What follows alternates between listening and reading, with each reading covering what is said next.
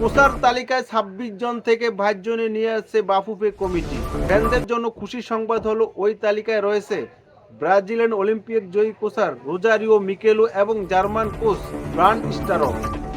জাতীয় দলে head coach নির্বাচন কমিটি সম্ভাব্য বয়স নির্ধারণ করেছে ৫০ থেকে ৬০ বছর। ৫০-এর নিচে যারা আবেদন করেছে তাদের আবেদন বাতিল করা হয়েছে।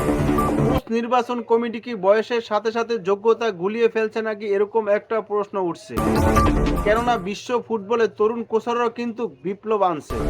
ফের গার্দিওলা ৩৮ বছর বয়সে বার্সেলোনায় এনে দিয়েছিলেন। জাতীয় দলে সেরা কোচার আর্জেন্টিনার স্কেলেনি ২০১৮ সালে দায়িত্ব নিয়েছিলেন সেই দলটার। ৪ বছর ব্যবধানে সেই দলটাকে একটা কোপা এবং বিশ্বকাপ এনে দিয়েছিল। তার বয়স ৪০ বছরে দায়িত্ব নিয়েছিল।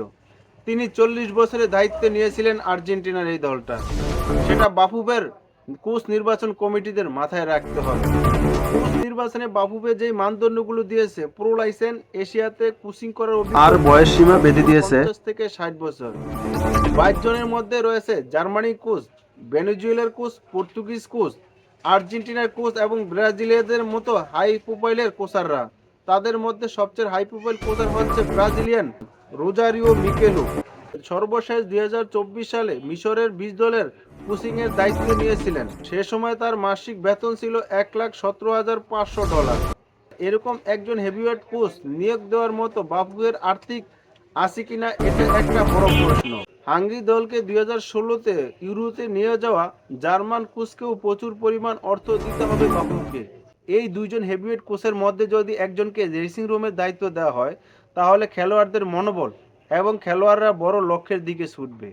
বাংলাদেশে এখন যে ধরনের খেলোয়াড় রয়েছে, এই দলটার মধ্যে শুধু এশিয়ার শ্রেষ্ঠত্বের দিকে থাকলে হবে না, এএফসিও বা তার উপরে লক্ষ্য থাকতে হবে।